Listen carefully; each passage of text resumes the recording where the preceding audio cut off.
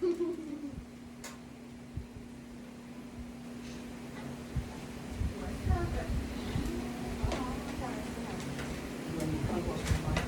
be quiet on the set right now, right? Yep, quiet on set, yeah.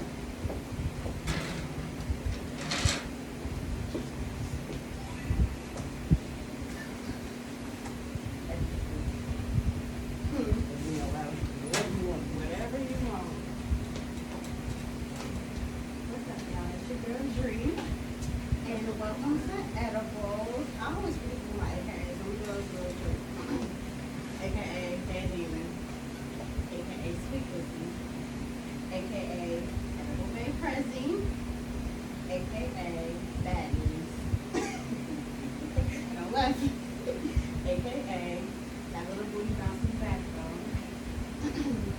AKA Drain Me the Dream. And lastly, AKA The Heathen. So, girl, too many AKAs. I just collect them along the way. They're much like this on you know?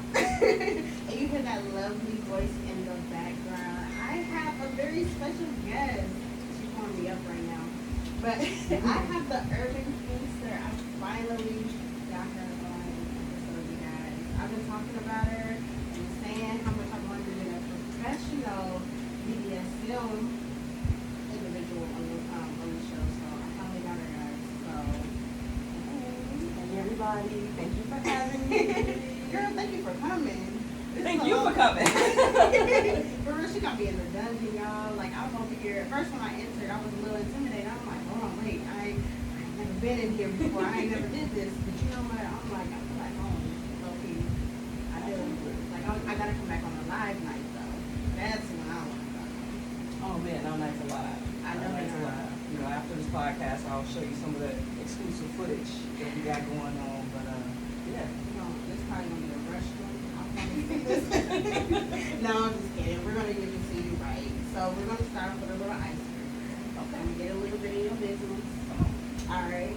So it's like a finish the sentence type thing. So you just let me know. It starts off kind of kindergarten. So the first thing I think about when I wake up is. Thank you. I'm not the only one. Okay. All right. So then next is one thing that I cannot leave the house with. Music. Music. Okay. Any specific artist you're listening to right now, or? I'm kind of everywhere. Is that I'm kind of everywhere. I'm a music connoisseur. okay. What's your favorite genre? I would say everything, but I'm going to say I switch between. It's probably gonna be disco. Okay. I'm a disco girl. All right. That kind of makes sense, though. I mean, just because you're so vibrant, you're so wild. Okay, I got it. I'll house you. My last relationship taught me. My last relationship taught me that look for a person that has drive alongside personality. Okay. So I think those two walk hand in hand. They're very important. Someone with a personality with no drive is kind of useless, and someone who has drive and no personality is dull as hell. So find someone with those two things and go far. You got something. Okay. My favorite thing on a man or a woman is. Ooh, that's hard. I'm gonna go ahead and say smile. So I think smiles are important. It lets me know like what type of energy you hold. Okay. I think that's important. I always say that too because you can also tell if they come in Girl, you'd be surprised. I had to remind a couple of people this morning on Facebook, like, I need to make sure y'all change out your toothbrush now. Use those claw sticks. You hear me? Alright, so then we're gonna get a little heated. We can't do blank during sex. I don't know. Oh, if we can't do penetration during sex, I don't want it. Okay. So that way you're penetrating them, right? Just gonna make that clear, or is it just you being penetrated? So because I'm bisexual, I have to go a couple different ways. Mhm. So if I'm with a man and he's talking about, girl, let me just come over and just like taste you, I'll probably like ignore him and block him. So definitely penetration during, sex with men. But for women, definitely letting me take control. If I can't take control, I really don't want So you're kind of like me. You like to be dominant, dominant when you're with a woman. And then, are you more submissive to your man? Yes. Okay. I'm more submissive to masculine dominant men. Okay. Because I do deal with submissive men as well. But I talk to submissive. Hey, I like that. Okay. Look, this is gonna, she don't know what she's gonna teach you. No, Man, I'm look, used to it. I'm absorbing everything like a sponge. So when receiving head, I like to blank my partner. When receiving head, I like to watch my partner. Like look in their eyes. Like just watch them move and like really get into it. Okay. Like that. I'm an audio and visual person, so I'm always the smacking, like everything, like the hand movements. I want to see it all. Yes, I have to see it all too. Like at first, I used to not like making eye contact. It was like a little awkward for me. For some reason, I don't know why. I don't think it's necessarily awkward for me. Like when I can open my eyes, I will. Right, when you can. That means a good time. All right, and then last question is the last person to make me come super hard is one. Okay. So Take me there. I have a very unorthodox sex life, first of all, because I don't know if everyone knows, I'm also dating a dominant as well. Like Really? my primary partner, my nested partner is a dominant, so her husband is a Okay. dominant. And so because we have all of these different like dark kinks, Yeah. like our sex life and our romantic life is that of almost like singing. Okay. So yeah, the last time he made me come really hard was last night, well this morning. Yeah, she told me she got in around 5:30. I'm like, how are you alive? Oh yeah, yeah, definitely. Like this morning, I think some of our most fun plays got to be some degradation and humiliation during sex. Like there's a lot of name calling, a lot of hip grabbing, a lot of shit. Yes, you got to. You have to have that with you. I don't even know how anyone can do anything else. I don't know, that's so weird. It is. It's like, what are you gonna do? I know people that don't moan even. So I would probably stop mid-session. I'm like, this is not working for me. It's not working for you either, but we're going to have to cancel this out. I did do that one time. I was giving this guy some head or whatever, and he was not making any sound. So I said, oh, you know what? I can stop. He was like, no. I'm sorry. I'm like, I want to hear it. I want to hear my name and something. You moan real loud, You and you know- breathe real deep. Like, does it not feel good? It makes me feel weird. Like, what's going on? I think those type of vocalizations are communications that says that we're doing what we're supposed to do. And we look for that affirmation. Yeah, like those verbal head not look communication class 101. I do a word of the week, and I stole this from your garage. So the word of the week this week is called munches. I didn't even realize that this was even a thing, so that's why I was like, oh shoot, let me just take it from her. So munches are meetups that take place in non-kink spaces like bars or restaurants. Is that right? Okay. And then further it says this presents the opportunity for kinksters to gather with friends or people newer to the lifestyle who want to learn and share. Can you kind of elaborate on that? Absolutely. That is actually how we met some of the kinksters here, like Sir Silverback and like a lot of the families here, is through munches. When we decided that Cincinnati was really just void of kink, I had a background in social media. I had already been already in my following and said, what can we do collective as a couple to bring kink here? And so Sir and I, we just kind of brainstormed and he said there's a restaurant right down the street that's kind of central, it's local, it's open, it's a bar and grill type of deal. And so we started meeting up there and inviting people out. So we basically pitched a campaign and dare people to come out, and I want to say for the first almost 6 months, we might have had, I don't know, 3 or 4 people come out. It wasn't much at all. And we were at a point where we were just really ready to give up because we dedicated every Friday to, we could get off from work, situate our children, and go and just meet and just have drinks and just fellowship. And the day that we said, we just can't. We we're just over. We're gonna find something else to do. Yeah. You know, he takes me to Toys R Us to get me some stuffies, and we're like, we're gonna go see a movie. And then the people call from the restaurant like, we got a lot of people here, so are you guys coming? What? And it was like, wow, like it happened instantly in that moment. And ever since then, like we've had like some really close friends, and we sit and we have very interesting and open conversations about kink. So people who might be interested, you know, they'll definitely figure it out by the time the lunch is over. Yeah. But it gives people a really, I want to say communal, almost social space to just be Okay. themselves and figure out what that looks like. I feel like, come on, organize another lunch for me, just for me. Just for you. I'll be, even if I'm the only attendee, I want to come. We can do that. We can absolutely do a lunch. We can do a lunch because lunch really looks like a Q&A. Okay. And it would be a dope podcast. Absolutely. Hey, come on now. So are you in for okay. Yeah, you See, I love that. See, That's my partner in crime. I love how they support you too. Oh, Like, he's amazing. yeah. Amazing. He do the sleep someplace. I feel this, Ray. So, can you remember your first lunch that you attended? Yeah, he could. No, I mean the very first one you've ever been a part of. Wow. So how did you get into the kink world? The kink world came to me when I was still in Chicago. I had been tired of dealing with and managing like romantic relationships and men who were like alpha and I want to be a head of household. And I'm just like, sit your ass down because you're not doing anything. And so you get tired, when you being bisexual, you get tired of managing both male and female relationships. And my mentors, I have two mentors in kink. I've had them for 9 years. Yeah. And one was my director, and the other one was just a really close friend of mine. He was classically trained in the UK, also a black man. And she, very intelligent, she's genius, a member of Mensa.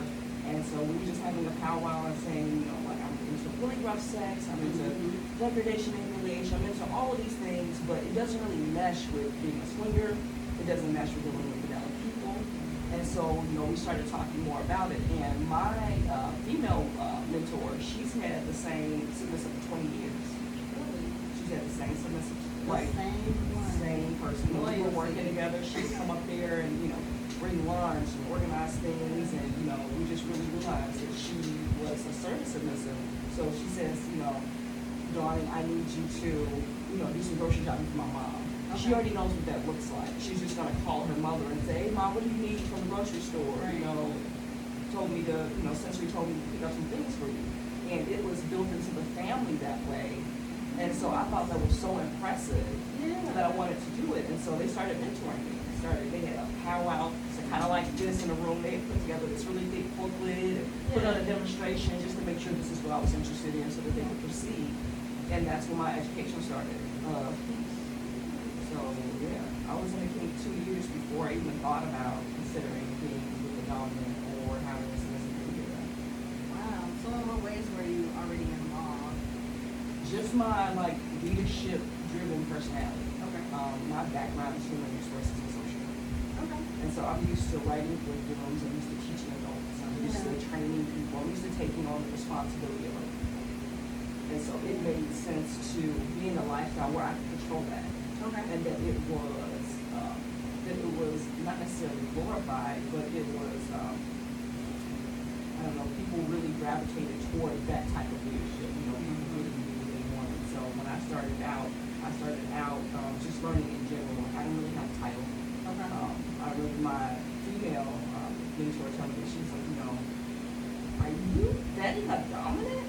I was like, yes. She's like, how? Like, she's like, you don't want a submissive bone in your body. I said, but that's not true. Like, I'm tired of you and everybody else at this point. So, So for those who don't know what vetting is, can you explain that? sure. Vetting is like the getting to know you process for someone that you someone that you may be interested in, whether it's pick-up play, whether it's long-term play, whether it's ownership type of situation, 24/7, bedroom, you know, DS, domination, submissive, whatever it looks like. It's more like an interview process to make sure that these two energies will match, and you guys have, you know, like goals or common goals in regards to things. Okay. So very, very important. Vetting is, we usually say that as if your life depends on it. Because it does. It does, yeah, because you don't know who you're coming in to play with. Like, person to take advantage of you or Exactly. anything. Exactly. With that being said, do you typically have like an agreement, like a contract, like most BDSM relationships? Do you typically have that type of thing with your submissive and your Yes.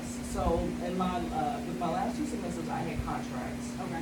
And I don't think that I did like the best job of updating the contract, because once we kind of get flowing, we just kind of just make things go. And what was really built into the contracts were, why we're here, how long we're going to be here for, Okay. what the defined roles look like. Yeah. And for me, when I'm dealing with submissives, I like to have an action plan. You can't be a submissive of mine and not have an action plan. Okay. It's one of the first things we do is, I invite you into my home. Yeah. We sit down and we say, okay, so what do you want out of the situation? And what do you want out of life? Because alongside Kink, I can beat your ass if you want me to, but I also want to make sure that you're growing as an individual. And that's the part that people forget about in Kink and BDSM. I never knew about it. Oh, for me, it's a lot of relationship building. There's a lot of relationship building, a lot of learning communication, effective emotional communication, just learning those essentials. Because if you can't properly communicate, there's nothing we can do. At all. And that's what any relationship, honestly, not just even Kink. So that's interesting that you even brought that up, for that to be something, to be important. Yeah, so that's cool. Okay. So, like, during the vetting process, what do you think are some, like, things that kind of tell you, like, maybe this person isn't really ready? Like, what is, maybe what kind of... I get a lot of people in my inbox, and they want me to mentor them. I do have a professional coaching package where I will offer like paid coaching because I'm busy as hell. If I'm going to take the time to mentor you and give you what's on my brain, I want you, number one, to be vested in yourself, and I want you to pay for my time because I could be sleeping, crafting, talking, like I could be doing so many other things. And the information that I tend to give is compressed, whereas it took me 9 years to get to this space. I'm not going to give you 9 years for it. I'm not going to. And so I just, one of the things that are like red flags here, people who don't research. Like, people come on my page and say, are you single? So you haven't done any research on me at all. You literally found me and inboxed me. That's what happened. I find it so impressive that when people come to me, like, you've been to my page, you've looked at my blog and my podcast, I find that that's impressive. But when you don't do your due diligence to even know what type of conversation you want to have with me, I'm immediately turned off because I already know what this looks like.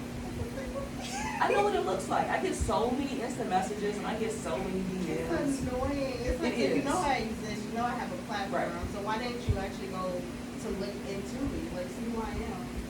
Because people are self-serving. And people want to be fed information. People don't necessarily want to do the work. That's true. And so they want to, they want to take the shortcut and be fed information. And you can be fed information if you pay me. Like, that's okay. I don't know how much you're going to retain because you're not doing the homework. And one of the things that kind of run people off is, okay, you're interested. Okay, you did a little bit of homework. Excellent. Okay, so if you want to mentor under me, here's some things I'm going to do for you. Here's an assignment. Okay. So I will dish out assignments in a second. You have a 350 word essay due, and I want to know, like, what is your interest in Kink? What are your goals in Kink? And who, what attracts you to Kink? Someone asks you about Kink, what can you tell them about Kink? Like, I need to know where your brain is so I know where to pick up and what direction you're going to be going. Once I start doing assignments, people are done. Really? They are done. They are done. People, first of all, I didn't sign up for that. I didn't sign up to write essays. I didn't sign up to do research. How do you not see how this is benefiting you? And that's the reason why I run a lot of people off. And I'm okay with, running people off because even, some people will do some of the assignments and give me, 50 words on whatever it is that they think that they might be able to slip past me. But I only take APA formatting. So, yes. Yeah, you can't. Oh my God, that is awesome. Yeah, I expect the best of the best. So do you get more women than to learn? I get more, it's really an even keel. Really? It is really an even keel. I get a lot of men who want to learn how to be dumb. And I personally don't think that's something that can be learned. I think either you're in it or you're not. Either you're dominant and you have a leadership, driven personality, or you don't. I think a lot of people get into it for the wrong reasons. If you're looking to be more dominant in the bedroom, your girlfriend is probably pushing you. Yep. Or your partner's probably pushing you to take charge of it. It's not like you need some type of sex coaching or something. And it sounds like, honestly, I don't think that you can be taught those characteristics. I think you have to want to do it. And at some point, your partner might get so fed up that you have no choice but to want to do it. But I think that, it's a natural space. And I tend to ask them very basic questions to figure out what these, what those roles mean to them. Okay, so, tell me what leadership is like. Yeah. That's a question that you can't avoid answering. And you can say, well, I'm tired of people and I'm tired of this. Oh, well, you don't like really being a leader, so you probably should look into being a switch, which is someone who tops and bottoms. Or you should just maybe be submissive. And I tell people, there's nothing wrong with, as a male or female, identifying as a submissive. It doesn't mean you're weak. It doesn't mean you're less masculine. It doesn't mean that you're less controlling, any of that. It just means that I don't want to have the upper hand. I don't want to be in a leadership role. I don't want to have that type of responsibility. It's so crazy too because so many people you wouldn't even know just by their everyday life what they are in the bedroom. Some people they're very I don't want to say submissive in person or they're just more laid back. But then in the bedroom they just turn on a whole different face. It's whoa, where did this come from? That switch comes on. That switch comes on. Right? So that's so interesting. I have to ask you too. Since you are what is your sign? Are you a fire sign? No, I'm a water sign. You're a water sign. I'm a Cancer. Wow. Okay. I would love to know your chart. Look, I'm over here. Oh yeah, my chart is off weird. You know what? And it's funny because people are like, you're a Cancer. But there's so much to it. There's so much to it, and not forgetting that I'm from Chicago, so I have a really large personality, and I've been okay with myself since my early 20s. I didn't come into my 30s like, you don't know who I am today. No. Girl, I haven't gave a shit since I was way yonder. Back yonder, in 21, 22. That's when I was like, I'm comfortable with it. And whatever direction I go in, I succeed in. Because I know what that looks like. That's good. That's actually important when you're coming into something like this too. How old were you when you felt like you were starting to learn what you like sexually?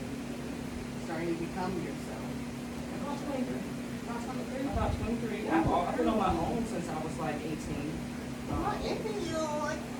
When I got on my own, I only had one child. I've always been outspoken. I've been Catholic for 12 years. Okay. And so immediately ran away from that. And I just refuse to live life by anyone else's norms. Yes. I'm very rebellious. Yeah. Very rebellious. And then my mom raised me with a voice. If we were having family over and someone's kids were coming over, she said, well, my daughter doesn't have to be bothered with your children, or she doesn't have to share her toys, because at the end of the day, if your children bring her things, then she's left without toys. You're probably not going to replace them if you give them to her. So she was just she would give me options as a child. And a lot of people don't feel like children should have options, but it's about communication and making good decisions. And I had boys for a very long time, and they carried over. And so it's just, it's been very comfortable to me that way. I love that. So was your mom very supportive of you as you came into this lifestyle? Yeah, my mom still. So when I grew up, my mom she worked for a very prestigious modeling agency, and so I met a lot of celebrities. I modeled with them, celebrities, and I met a lot of people I was modeling with Macaulay Culkin as well. Ooh. And so my mom used to get checks and stuff. Yeah. Him and Donna for years, and we've done a lot of stuff. Karen Parsons from freshman. What? She did her centerfold and then came to my mom's house, and so I was Yes. I've always had an open lifestyle, so she cultured us. She cultured us against color lines. Yeah. She's like, you don't treat anyone differently because black, white, brown, whatever that looks like.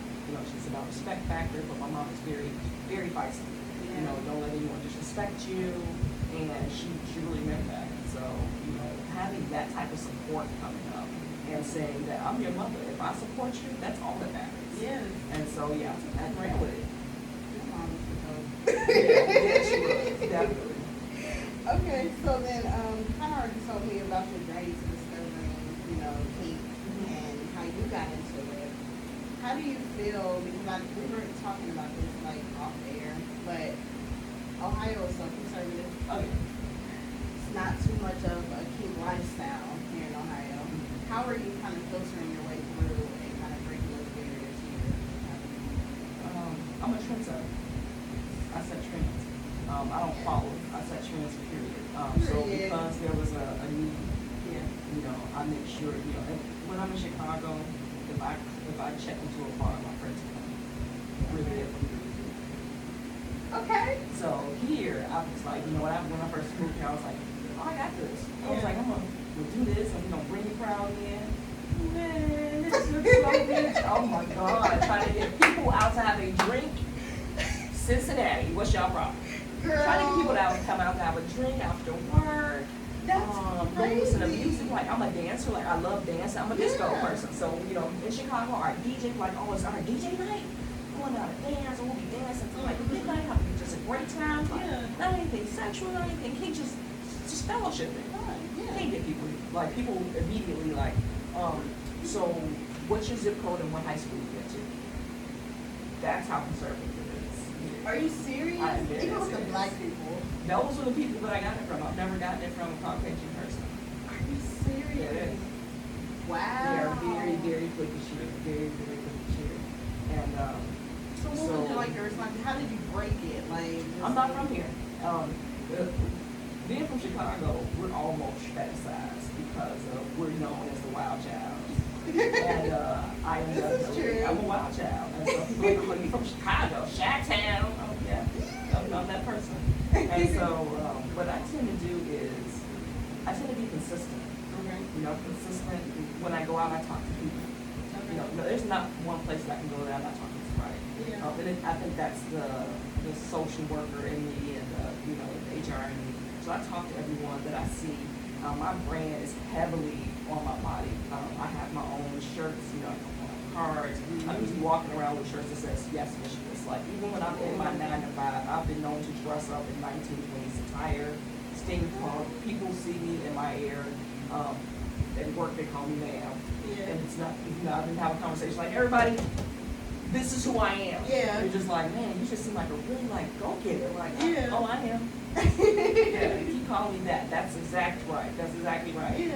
And so it's really taking my time and bringing people into from the society community and getting them comfortable. And it's only a handful. Like it's not many people that we've met here, but I can appreciate the people that are around the U.S. who have flown here. I get a lot of people flying You get a lot of people that Oh, fly yes. in. Oh my I get people that fly in. I gosh. get people that take buses in, trains in, will drive in. And I tell people I'm a lifestyler at heart. My umbrella is the alternative lifestyle. So if you're cool, you're connected, you want a fellowship, you can always contact me if you're coming to Cincinnati. And I leave myself open that way. So if you're coming to Cincinnati, okay, cool. So let's do a bonfire. You know, let's go out to dinner. You know, let's have some drinks, and I'll fellowship and make myself available. We made our home available for people who are just passing through, traveling someplace else. And like I said, people travel from everywhere here. I know, like, when we were talking earlier, you were saying, like, they even have, like, BDSM Airbnbs. Yeah. Like, where you can just literally rent out an Airbnb just so that way you can have Kink and have a Kink party. Like, that's so cool to me. Well, it would be. It definitely I know, would it's not probably be right. Like it's not. not here. No. But there are Airbnb does provide capsules that you can rent. Are you serious? Yeah, so you don't Let me go on necessarily have to research on have. Let me find out Airbnb. Yeah, there's some in Kentucky. There's some beautiful capsules. Airbnb has some amazing places. I mean, because a lot of people look at it for like small little getaways and things like Yeah. that. But if you really want to have a banging like party with swimming pools and tennis courts, you can absolutely do that through Airbnb. See, They have farmland for rent. I mean, for oh yeah. see, I never really, I had a bad experience with Airbnb and I never went back. So that's why I'm like, I need to What? I mean, I did have this one experience with Airbnb where I had the submissive come in and serve me for a weekend, and the neighbor, the people who owned the Airbnb was like living upstairs while we were living downstairs, where we were renting downstairs. Yeah. And they were like in this stairwell that's like leads to the kitchen. I guess they closed it off while we were there, and like they were listening to what was going on, and I don't know if it was because what happened. We had to get some kinky stuff and everything. Probably just a couple of things going on, but I guess I don't know if that like struck their interest. But I was like, did someone just come down those stairs? Oh, so they were actually peeping? They were actually trying to listen and figure out what was happening. Oh, wow. Yeah. Okay. So I try and make, if I'm gonna do an Airbnb, I try and make sure there's a little bit of space because people get to screaming and you don't want those issues. What's going on? Okay. So I do have another question before I even get into the real deal questions that I have. But how do you feel about the taboo-ness of BDSM in the Black community? Because people ask me, and I only have a small scope of BDSM. I'm still trying to learn.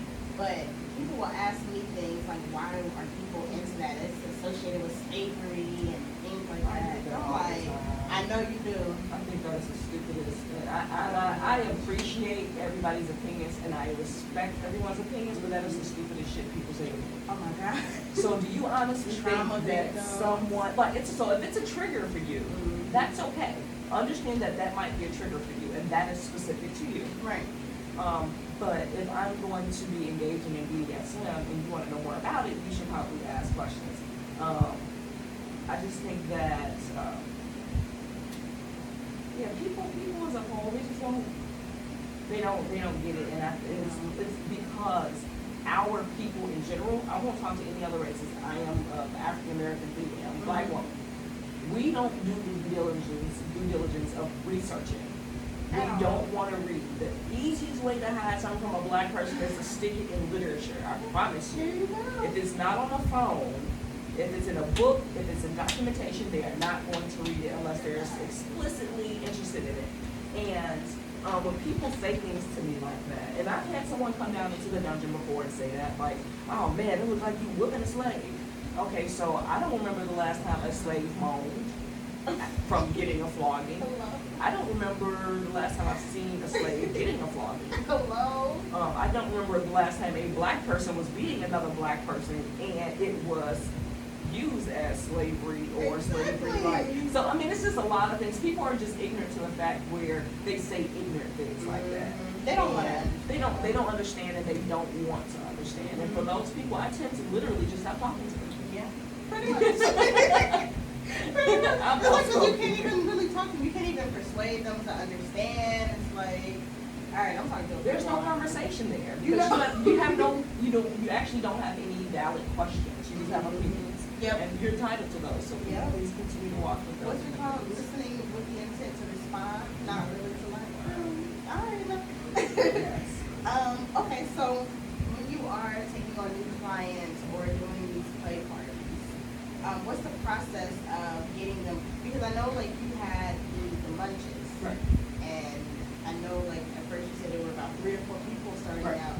How did you get it from the lunches to now we have play parties? We have the dungeon. How did that come about? Branding, marketing, being present, knowing what the hell I'm doing. Yeah. That's important. We're still in a day and age where women aren't respected as men are respected. Oh no. And that is a truth to an extent. And what I try to do with that is not necessarily compete, but I am surely a runner-up for dominance in the United States. Okay. And it's because I know my shit. Yes. And I have to be able to compete, and I have to be able to be a force because, men are looked at to be more competent immediately. Because women are looked at to be emotional and, sporadic and all of these things that they use to describe, our gender. And, I have male dominants that come to me who are switches. Yeah. Who are embarrassed to say that they're switches. Yeah. I get a lot of that. And so it just reminded me to stay true to who I am. because I compete against the best of them, like the best of them, and it's because of not only am I a dominatrix or a dominate or a dominant, but I'm a sensual dominant. I'm a mommy dominant, which means I'm very nurturing. I prefer pets and dogs because I am one who caters to, and you know, I love just petting and loving. My love language is touch. So, you know, beyond just like, I'm not one of those, I'm gonna kick you over and People forget there's different ways that. of dominating. And people forget that there's, I'll tell people, you know, they like, so if you have to describe your like dominant style, what would it be? Yeah. I feel like I'm very laid back, and I'm very nurturing. Okay. I'm also a discipliner, Okay. so I will check you any place. And that is a part of my kink is the humiliation and the degradation, especially publicly. Yeah. So if you happen to fuck up, They don't hear about it. oh, Warner just here. oh yeah, I'll stop you just like a child. So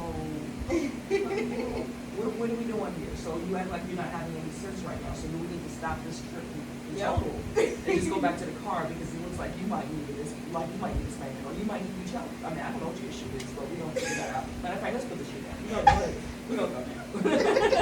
Oh my gosh, I love how your confidence just shines through with everything you do and what you say. It's so beautiful. So beautiful. And the black woman, like, in her power. Like, girl, It has to be I'm over here, I'm fetishizing right now. I'm sorry. I'm a fangirl right now. You know what? I'm used to it. It's okay. It's all right. I know that's right. But you know, I appreciate it. I appreciate the exposure. I appreciate, you know, you just being here and being genuine. So I love talking to, you know, my people. When I say I've been trying to get you, I mean it. Like, girl, you just don't know. Okay, so then, I don't really have too many big burning questions. It's more so, I want to see a demonstration.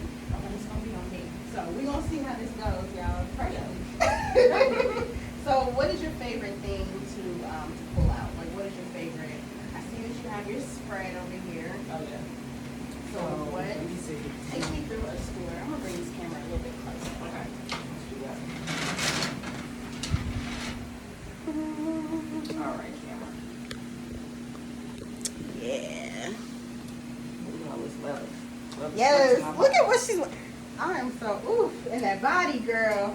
Oof. Doing all right for myself. Trying to keep myself up. I've used this body another 30 years, I You think. do it, girl. All right. So what we got? I collect toys. Okay. First of all, because I just like the different types of play. My specialty is impact play. Okay. And that was the first play that I was taught by Sir Hustle. Okay. Because Sir Hustle was also actually my dominant.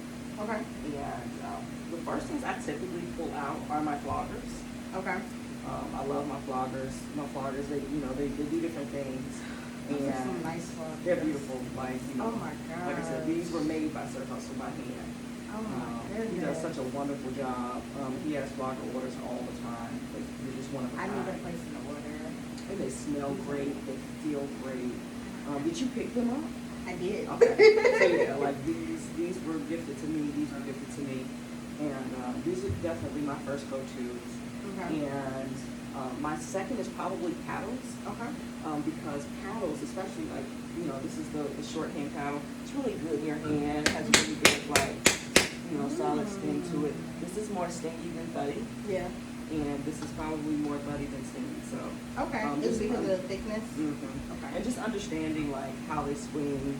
The thickness is a little bit more. I want to say here, they're almost the same size, but this one right here has more wind. And this one, you know, kind of gets rid of that wind because it's short. Yeah. I love both of them. These are really playful because they're padded. They're padded paddles. You know, they're great, and you know, people would think that they're hard, but they're not hard at all. Yeah. But it makes that great skin contact sound. Alligator and just different things like that. I do wax play, do candle play, I do knife play. I love carrying the knives on me. The knives are awesome.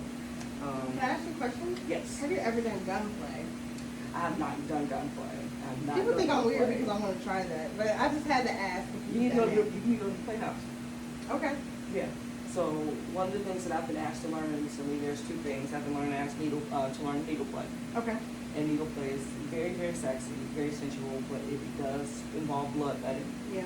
and I've been asked to learn how to do, what's that one? It was needle play, maybe it was punching.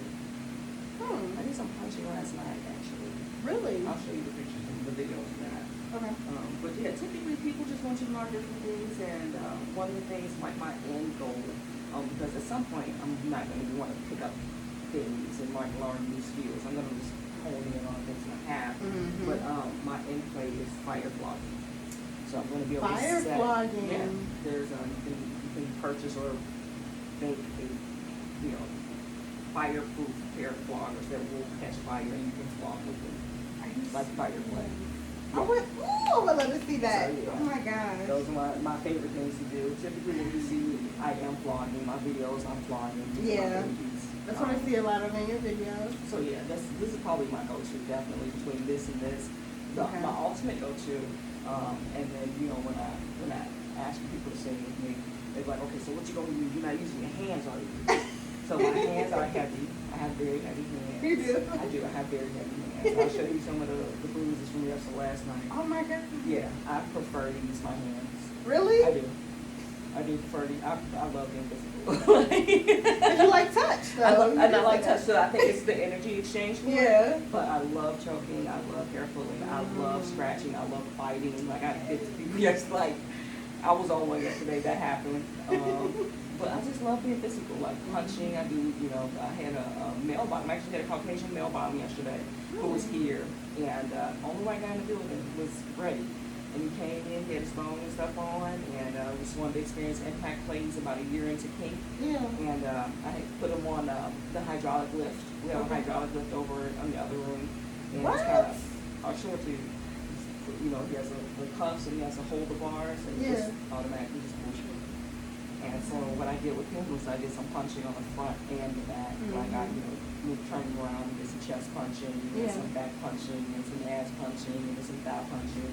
And was he the first one that you've ever done punching on? no. So there was another scene that I did. I think I did like probably 6 scenes last night. Okay. So one of the things I did, the girl, she went into space as I was punching her. Like she went into subspace. Yeah. And like I was talking to one as I was doing. I had just finished doing knife play on her, and because I know what her kinks are. And so I finished doing the knife play, and I started doing the punching. As I was doing the punching and talking to one of the other submissives who was talking to me, I said, "Watch this. She's gonna go down very quickly. I can tell right now because her body started just like getting very loose, and she's like kind of loose. Yeah. And I got like 2 or 3 more hits in, and she just like was done. And so I had her wife to come over here, and you know. Got her hydrated, got her, you know, set her down. We took her to the abduction room. Okay. And we laid her down on the bed, you know, until she started feeling better and was hydrated, and she was ready. And she was like, you know, I feel like I'm in a great space. I'm all right. That's good. And so yeah, like you know, it's just different types of play I look at. Have you ever experienced top drop? I think that I experienced it when I traveled. Okay. Because when you're in those types of spaces, like even when I went to my last event in Chicago, I performed at midnight. And you know, I'm usually known to open my hotel room, especially if it's a hotel takeover. I'll open my room door so that people can come freely in and out of my room. That's the reason why I have cards and marketing stuff, so you'll know where I am. And so it's about 6 o'clock a.m. People are in and out of my room singing. Like I need electricity, I have electric floggers. So I have like all of those things, and so by the time you finish singing, you're just like in the zone and you can barely sleep, and then it's time you gotta pack up, it's time to go, and you're getting on the road for this trip, and you know, you're just kind of quiet and just remember like what you need to do in order to like not be in that space for a really long time. Okay. Oh yeah. Okay. So have you, one more question before you even go any further, what is your favorite thing to be done on you? My favorite thing to be done on me, I would have to say is, I want to say impact play. Okay. I want to say impact play, but I've moved a lot toward sensory play. I love sensory play because I love my senses being tingled and manipulated. And I love fire cupping. I love fire cupping, wax play, anything with warm mediums. Oh yeah, like fire. I've had my ass set on fire before. Are you serious? Yeah. So I've set my ass on fire before. And all you hear the And I look in the mirror like, oh my he's god. patting it out. Because I think it was like some drippage from like the wands or whatever. It was just like hilarious. Like, you know, because of the materials and stuff we use, even if it drips on you, like, you're not going to feel the fire. Yeah. And so I was just like, oh, there goes my ass. It's on fire. Nobody's going to do it. And, but I love, like, sensory play, like wax play and things like that, because you get a chance to really relax, like, to really put things down. At first, when I first started, it was impact play. Like, impact play, it was almost like a competition for me. I'm a heavy bottom. Really? Very heavy bottom. Like, Sir Hustle is one of the only people who's ever taught me. And he has a heavy ass hand, and my flogging comes from him. Yeah. Like, his flogging is off the meter. Like, he's probably one of the best floggers I've ever seen. Really? Oh yeah. You'll have to see that before you leave. Okay. Like, his flogging cannot be duplicated. Like, I've taken my flogging style from him. Yeah. But the type of combos and things that he does is like unprecedented. Oh my god. Yeah. Yeah. I got it. Okay. I'm gonna let you finish. Go ahead. So these are just floggers. Okay. You know, I have different types of floggers. These are custom floggers. These were gifted, you know, by my ex-submissive, because these are my actual brand colors. Yeah. And so anything black and white is me. These were gifted to me for Y'all, my I birthday. want that flogger.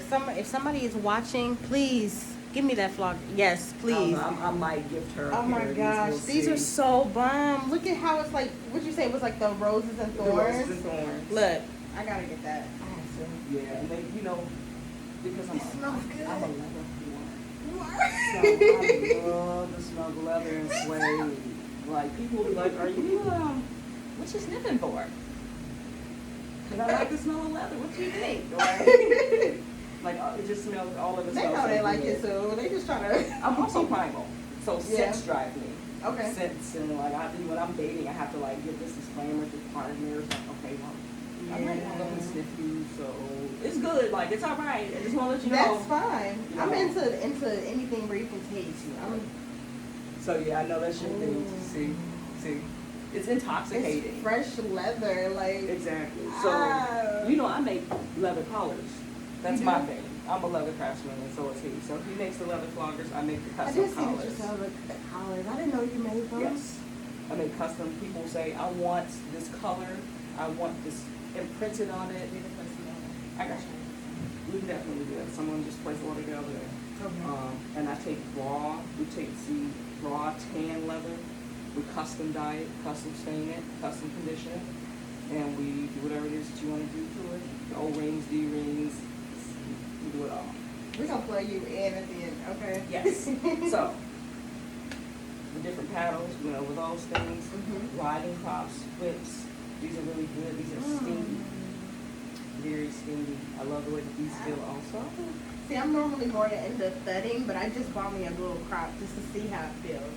This is thuddy. This is really That's thuddy? Yeah. Ooh. That has a thud to it, and then the alligator side is stingy. That was I to like me. how you can switch it. Oh yeah, yeah. So all of your stuff should be universal. Everything that you have should be used. You should be able to use it for multiple reasons. This is actually Sir Silverbacks, and I don't know how this guy jumping in here, but this is like, I mean, plexiglass. Yeah, this is, What? and it has a dildo on it. Oh my gosh. Yeah. this He is made beautiful. that, or he? No, he purchased this. I think he also sells like adult toys. I'm not sure, but this is just a beautiful piece. That This is is. gorgeous. I would stick I saw this it, in but the I freezer. didn't know exactly what it was for. Well, yeah, stick this damn thing in the freezer and I'm Oh with it. my god. So yeah, just different types of paddles. This is another shorthand whip. You know. Okay, that sounds more stingy. Yeah, that is definitely more stingy with the smaller tassels, the smaller paws. The slappers, Okay. definitely stingy. And it has like the different dimensions, so it has some force behind it. Okay. And then my knives, I have throwing knives. And my knives are used for knife play and for wax play. But this is some of the things that I have. I don't have everything out, but like candles and like all of that stuff, I keep, you know, kind of tucked away. And, I make custom oils, so when I'm doing like some of the plays, like for the fire cupping and things like that, you have to give a rub down. Okay. And so because I live for essential oils and actually have an essential oils garden, I We've made lavender combos. I'll make lemongrass and rosemary combinations. Like, really depends on what it is that I think people might want. And I keep scents with me in case people need to be woken up. Yeah. Like, all right, wake up, time to go home. Right. When they're going into that space, yeah. When they go in that space, you want to wake them up out of that space. You want to kind of give them that jolt. Yep. So yeah, this is like some of my stuff, and then I think you and I were talking about lastly some of the electricity stuff. So the electricity stuff is really cool, and when I plug this in, you immediately hear the electricity. You can see, you immediately see it. You immediately like see the glow to it, and it's a beautiful piece. And It looks like regular sex toys. it does look like a regular sex toy, but it is not. It will electrocute. It will. I'm not gonna say electrocute. It will give you a shock. Yeah. A jolt. And it goes from 0 to 100 if you wanted to, but just to see it, like, you know, when I turn it on, this immediately turns purple. I'll show it to you. I'll make sure. Oh my goodness. Yeah. So we have some fun here. Yes, you do. I have to come. I got So when you're doing your demonstrations and stuff, so then is it like a point where you have to like certain pressure points that you're aiming for when you're doing it? Oh yeah. I tell people like my bottoms are gonna come. Period. Yeah. That's I talk to my bottoms like, look, Mm-hmm. during our scene, they're probably gonna want to come. Just do it. Like if you want to do it, you can scream it out. You can ask for permission. So you don't do edging. You make sure that they actually. Oh yeah, you gonna. Okay. I'm not gonna edge you. Like if I typically won't edge unless someone's negotiated like forced orgasms or controlled orgasms or something like that. Yeah. Typically, but you know, with my spankings, I want to make sure that you walk away like. Yeah. I had one lady, it was her first time being flogged. She's like, no. Like, I've never had anyone that I couldn't convince to flog. Like, I'll just take you by the hand, like, okay, I'm going to show you this, and you're going to be comfortable because you're going to be comfortable with me, and I'm going to talk to you. And, you know, I'll get them that way. And so, you know, she was like, I was flogging her for the first time, and she's like, why do I want to come? I was like, okay, just do it. Just do it, and we'll talk about it afterwards. Yeah. And so she's like, I'm so confused. Like, what happened? I was like, well, the sensation that you were feeling from where I was pointing my floggers, you know, is definitely a space where I will trigger like orgasms, and it's usually like under the cuff of like the ass, because there's that vibration there, and I usually aim for that pretty good. Definitely. Okay. Oh my gosh, I'm so excited. I got it. So much info. Girl, so much. I'm gonna absorb it all. Oh my gosh. So under the cuff, I need to remember that. Under the cuff, I spank under the cuff. Okay. I spank under the cuff. I will grab under the cuff. I like to plant my nails and everything, so I'll do that. Yeah. I'm very intense, and people will say, I want to sing with her, but she is But I always everybody that sings with me comes back. Okay. Everybody sings because I think the onlookers be like, I don't want to be in that. I think it's because of your nurturing aspect. Because like I feel like I'm completely drawn. Like if I were to have my first experience, it would be I feel like with you because you are very, very comforting. Yeah.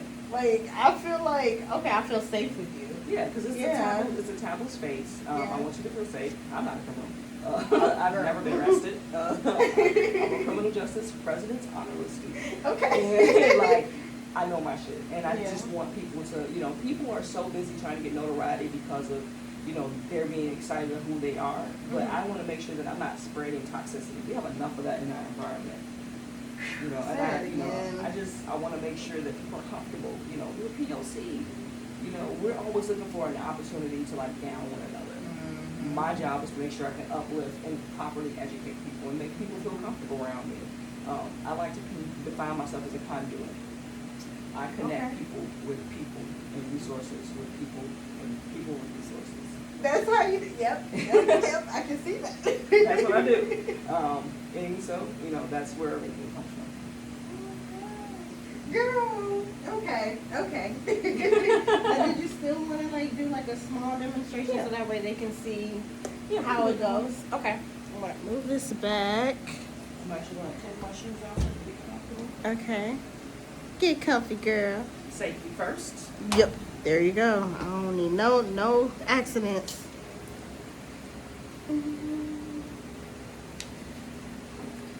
I'm nervous, y'all. Oh my gosh. So, just gonna get enough space here. Okay. Is this I'm a gonna cool space have or you he moved his tripod like closer to the corner so Okay. he can. Do you want to use this or no? Yeah. Is that in the It'll stack? probably be easier. Okay. Thank you, sir. What do you want? Put it right in that corner. Where, yeah, that's a good space right there. Oh, wow. So how does this go? Like I put my knees on each Oh, yeah. side of these? Okay. So what I'm gonna do is I'm gonna have you plant your knees here, one here. Okay. And then you're just gonna comfortably, just make sure that you're, there you go. So you just wanna make sure it's very comfortable. You wanna make sure that you're like breathing okay, you know, you're not straining. Hey. And so, if you remember, you know, I'm usually always touching, rubbing, just full communication with my bottom, just to make sure that they're comfortable and they understand what's happening, what's going on. I use a very simple, safe word system, which is a stoplight system. Okay. Have you aware of what that looks like? No. Excellent. So the stoplight system, especially for the newbies, green is for I'm doing pretty good. This is really good to me. Okay. Yellow is this is getting really intense. Can you maybe slow it down some? Red is stop. Red is stop right now. Like do not hit me anymore. Do not pass go. Do not touch your $100. Like this is over. And the bottoms typically have like the control of the seats.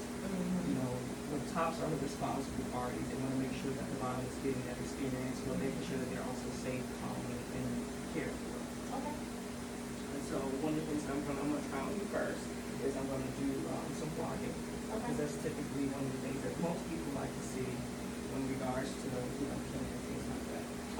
If you were here last night, one of the things I would lead with is a spank, because it kind of like lightens the skin and kind of gets the blood flowing.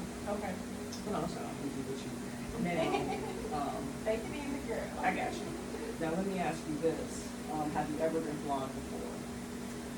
No, not real. Okay, so you've never really been flogged before. Now, have you been in any like recent car accidents? Have you had any bone breaks, any health issues that you've been around? So these are like common things that you want to talk to people about, because you don't want to really open up any old wounds, trigger any old surgeries. Do you have any triggers in regards to being hit, choked, any of that? I love it. You're easy. So, this is one of the things we kind of want to leave with. Okay. Let's see. Are you comfortable? Both your legs comfortable? Excellent. I'm going to start off with some flogging. And then after everything's over, you're going to get a real session so you can see what me and his flogging looks like. Oh, shoot! You missed it. I was talking about you earlier. So. Oh, yeah? Couple is good. Hey, you told me you have a heavy head now. I do. I do. Okay. All right. So what we're going to be doing now is we're going to do a short demo. We're going to do some vlogging, some impact play on Dree here. She's going to enjoy herself, and we'll get her relaxed before she goes back home.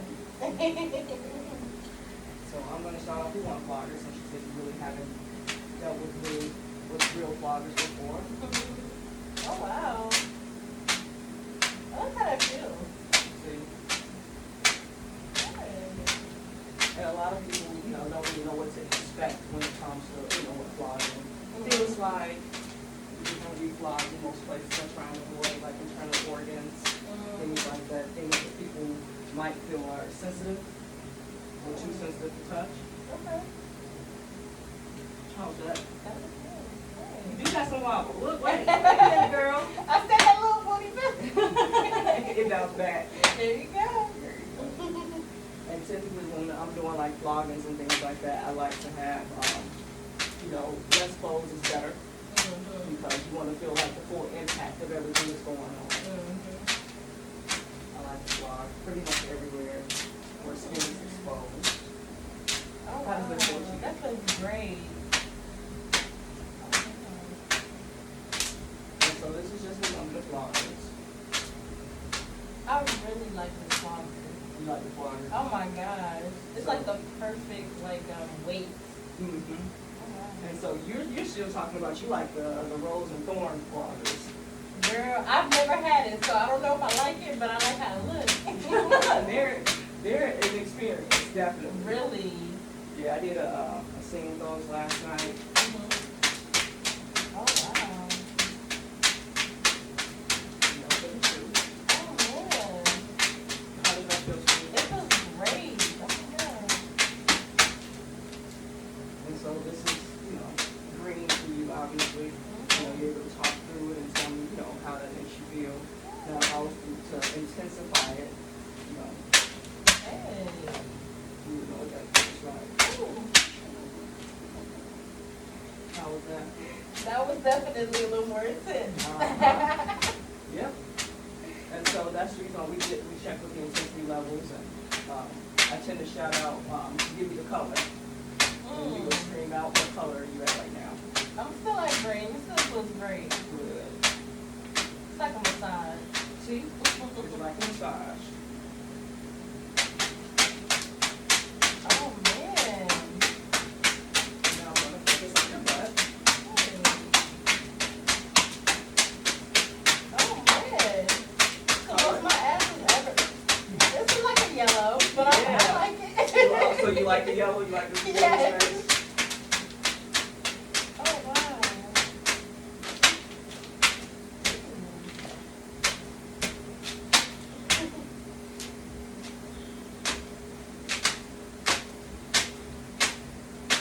So the fun thing about being in a dungeon is typically we have dungeon music, dungeon ambiance. It's usually really dark in here. Oh, I can see that. Yeah. Like, I would love to come back. We will definitely have to have you back. Girl, you have to. I can use the whole experience. Shout out to Sir Silverback, Hey. House of Goldstein, for allowing us to be in his dungeon today. We'll make sure we give you information so you can post that he has an actual dungeon, a PLC dungeon here. Yes. Yes. How are you? I am great.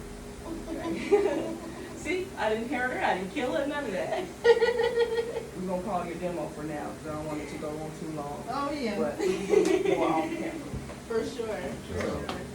Oh, thank you. She did so good. I did. Yes. Oh, shoot. See, look, I never know what to expect, you know. Exactly. But she did pretty good. I mean, it's not scary, especially like, you know, you're someone who's already interested in it, so, you know, it's kind of a no-brainer. Yeah, no, you're right. So then one more question before we end this whole Sure. thing, or before we get into our edible anecdotes. Forgot about that. Yep. Where would you say are good places to find other people that are kinksters too? Like I know like Fat Life. I think I've heard of an app called Pure or something like that. Something new to me. So we have Fat Life, Chocolate Covered Kink. You know, that's a platform, and I think it's still like being developed and things like that. But for the most part, it is an option. Okay. It's up and running. It's mobile, and it features POC kinksters. Yeah. And so Fat Life is not necessarily the most user-friendly platform, but it works. Yeah. It does work. Every event that's posted, it's there. Okay. So, you know, you really have to just kind of scrub Fat Life to look for a lot of things. Facebook, there's Facebook groups. Okay. If you find a reputable kinkster or someone who's in BDSM, you know, ask them about their comfortability in adding you in some of these connected groups. Okay. That's exactly how I started. Like once I got into kink, and I didn't get into kink. I didn't get into any kinky groups until after I relocated to my dominant, and that's when I really started getting into the groups. I didn't even know they existed. Right. It's a lot of them. And you can go and get your education, get some you can get your questions answered, you can Yeah. talk to people who are experienced, you can talk to people who are like you. Okay. Because there are people who are submissive, who, like I said, deal with like pet play and their littles and baby girls, and they want to know what other littles and baby girls look like. You know, they want to have their own community, and they do. And so it's really beautiful to be able to see those things. And so Fat Life, Facebook, Instagram, you know, if you can find kinksters that are on Instagram and kinksters that are on Twitter, Yeah. find those people that you really, you know, are interested in and start following them because they'll lead you down that rabbit hole. Okay. Okay. Thanks for the info. Okay. Let's get into these edible anecdotes really quick. So, you said that you may have a good story for me. What you got? I'm gonna let you know. favorite? Favorite story. I want to say the first time Sir and I went to Chicago to Kink in a. No, it's not the first time. So the second time we went to Chicago, because the first time we went to Chicago, we rented a dungeon. Okay. Just for him and I for private play, and had a great time. The second time we went to a dungeon, and the people who were throwing the party, you can tell, were swinger minded. Okay. It was in a dungeon, and so I knew, majority of the people was back home in Chicago. So when we came in, I see people are like posing and taking pictures and like, oh my God, look at my Kink outfit. And we look at this and we're like, Nah, y'all don't we come in with our rolling suitcases, we put our shit down, I changed my shoes. I'm like, who's ready?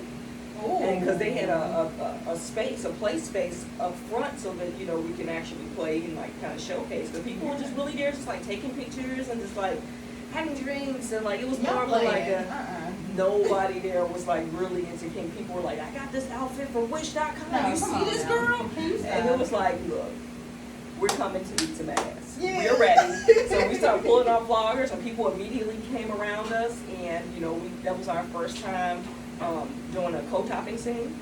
And a co-topping scene is, when we're both on one bottom. Yeah. It's our first time doing a co-topping scene. It was my first time seeing by myself with another person as a top.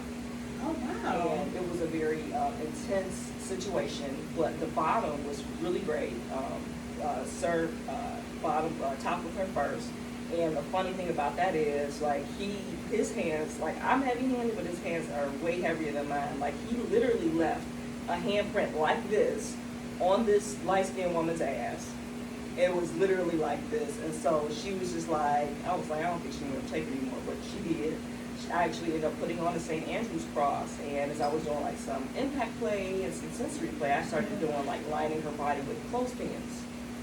What? Talk about clothespins. What? I know people who need clothespins on their nipples just to masturbate. We'll talk about that. But I started lining like clothespins like on her hips and like on the inner of her thighs. Yeah. And we was doing like some sensory play and some breath play, and I looked up and she was getting like really woozy. And I had her like, She was going into space. She was going into space. She was just out of it. Like she had seen twice at this point with people who really knew what was going on. So I had her restrained to the St. Andrew's cross, and I'm looking for her boyfriend. And I'm like, where is this dude? Like this is one of the first. He is like in the corner on his knees, like taking pictures with all these people. And I'm like, your woman is literally like passing out. So uncuffed her from the cross and like kind of got her and took her some, set her down. And Sir came over there and got her hydrated and found her boyfriend, and it was like, hey, your girl's gonna pass out, so want to make sure that you're aware of this. And so he's like, oh man, thanks. And so it was just like, that was my first scene. I never had envisioned like my first scene as a top that my bottom would be woozy, passing out, like her partner would be MIA, like it was just like all kinds of crazy. Did that kind of like blow it for you, or did it kind of like? It didn't blow up for me. It was like one of those spaces where, what do you do in the face of a challenge? All of the things that I know about what you're supposed to do in that space came into fruition. And it ended up being first try. On my first try. It ended up being an amazing night. I ended up, at the time I had a wife, me and my wife were together for 13 years. And her dominant was there, so I was there with my dominant, and we ended up singing at the very same time, like literally right next to each other, doing the impact play scene. And so you could hear like dominant's floggers like going off in like tandem, and her and I like standing side by side. It was like one of the dopest. That was our first time like singing together, and it just really brought a lot of things. Like it reminded me why we traveled for Kink, because some of the people that were there were people that we would travel with. So it was just a really good experience for my first time like as a top, and it was one of the first like scenes that I posted as a top, and that kind of like launched my mistress and my dominant career. Oh my god! So it was really fun. And actually, the young lady that I speak of, she's actually like a service to me. She's a service submissive to me. So whenever I go to Chicago, she makes sure I have everything ready. Yeah, that's amazing. Whew, let me find me a service. You just well. This podcast. Oh Oh, trust me, I've tried to have submissives do that because that's one of the benefits of being a submissive under me. Yeah. Is that I'm looking to brand my submissive because I need someone to help with blogging and some of the footwork that comes along with having a business. And when people start hearing that, they're like, "You want me to work?" Like, didn't you say you was home bishop? Yeah. You said you wanted to help market and you had lots of time on your hands. Like, so what's the problem? Oh, I didn't know I had to actually. Like, what were you thinking? They don't want me some attention. No, I'm not that. I have a reward system. So you do, I reward. Okay. If you don't, you probably don't hear from me a lot. Oh, wow. I don't have too much of an edible anecdote this week, but I can kind of like go over my first time as it's not even, I can't even say I'm a dom. Like, this is top tier right here. So, like, my first time being a little bit dominant in the situation. So, basically, like, he pissed me off that day. I forgot what he did. And he made me so mad to where it was like I was prepared to be my normal self or whatever. I consider myself a switch because I feel like I can go ahead and turn that submissiveness off and I can be in the moment and completely just gain that confidence. I can dominate you. Like, honestly. But this night, he came over, he thinking shit was sweet. I said, go to the back. Go to the back of the room. And then he was like, okay. So then he started trying to have small talk, tell me about his day and stuff. I said, shut the fuck up and just take off all your clothes. Like, I'm just like, at this point, I'm just like, I don't even want to hear shit about your day. I just want to just get straight to this. Then I'm like, okay, get in the bed. And I want you to start attaching yourself to the cuffs. Because I have bed restraints or whatever. So I'm like, start attaching yourself to the cuffs. But I don't want you to be light on yourself. Make sure you have them tight. And so then I'm making sure that he had them tight. Any ones that I seen loose, I'm like, oh, so you're trying to play easy. Okay. So then that's when I got out my little flogger or whatever. And then I was like, okay. So we're not going to do this. We're not going to do this. So then I started tightening up the cuffs or whatever that were loose. And then I finally just started talking shit to him. Like, so do this to me today. I don't like that. Sorry, what are you about to do to me? He didn't act up. Well, I mean, he hooked himself up to some restraints. He sure did. He sure did. He knew what was coming or whatever, and I blindfolded him too. So he was like, what the hell is about to happen to me? Like, I'm like, don't worry about anything. You're safe. Don't worry. However, this is why you shouldn't have done it. And I started whipping his butt. Girl, it was so crazy. And he was just like, all right, so what is next? I'm like, oh, so that wasn't nothing? So I'm like, all right, I'm about to smother you now. So I got on top of him. And then, it was just me trying to figure out where I could go or whatever. I don't know what I was doing. How inventive you can get to torture him at this point. Exactly, because he's just taking it. I'm like, what the hell? You're not even intimidated. So I just got on top of him. I made him like eat my ass or whatever, and he was just liking it. I'm like, this is not a punishment to you. And then by the end of that, I just got back into submissive mode, and it was just like, didn't go nowhere, girl. But it's a part of role playing. It's a part of exploring that part of yourself, and that a lot of people just won't take that push. A lot of men won't even let you do that with them. Yeah, I mean, if they don't have like they don't consider themselves switches or submissives or. That's where it's hard to find. Like, where can you find men that are open to? They don't even want to be tied up. The ones that I've known. You hang around me. Okay. Yeah, I get a lot of those men in my inbox. Yes, they do. They're like you gotta scared find them. and No, they're stuff. not. you gotta find them. Get a lot of them. They're a pain too. They are really oh god. They like are worse annoying? They're worse than the submissive women. Aren't you serious? Wow. Oh yeah. We'll talk. But I want to thank you again for joining me. I really appreciate it. Oh, no this was problem. an experience. Everything was an experience. Good. So you need to plug yourself in, let everybody know where they can find you. Do you have, what is it, Patreon, OnlyFans, whatever you have that you want to plug in? I got it all. You got it all? I got it all. Hey y'all, I'm Urban Kinkster. You can visit me at urbankinkster.com. That is the official website. And I can be found on Instagram under Urban Kinkster, on Twitter under Kinkster Urban. And for my Patreon and OnlyFans page is also Mistress Urban. Really easy to find. I try and keep it very simple. Definitely find and support me if you ever have any questions. I'm really friendly and outgoing. I'll try and answer any questions that I can. But I just love networking. So if you're looking for an experience, which is what I say my brand offers, you know, offer the experience, you know, whatever that might look like to you. Yeah, just come and hit us up, and we're always ready. And we travel. Yes. Yes. We can talk about that too. I'm ready to travel. We'll travel for Kink. Look, I will link everything into the description box so you don't even have to find it or remember what she said. Thank you. I got you. Thank you. Thank you. Well, you guys, you have a great rest of your weekend. Bye. Have a good one. Oh my gosh, that was so much fun. I loved it. So fun. Girl. Very good. That was definitely not what I was expecting. Who were you expecting? I was just expecting more terrifying. I don't know. Everybody but says that. But you took it easy on me too, so I'm like, alright. Yeah, you know, and one of the things I have to remember to ask people about their podcasts is what can and can't I say? What can and can't I do? Because a lot of people don't want to like do censorship. A lot of people aren't on like the platforms that you're on. So just trying to make sure that like staying within the guidelines so you don't have to bleep out every damn thing I'm saying because my mouth is terrible. Say whatever you want to say. Anything you want to say.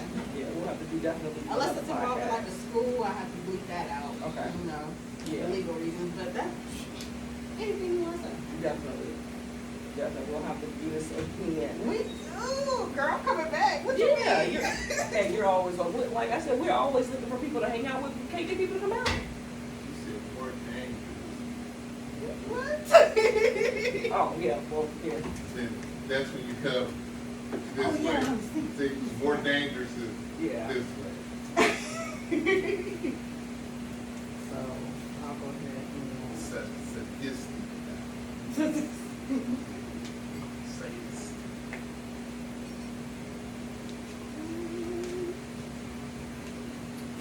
Oh, you can unplug everything now.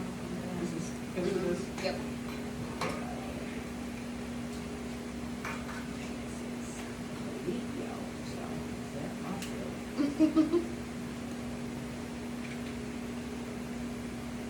Remember I told you to use my own clothes. Yeah, purple.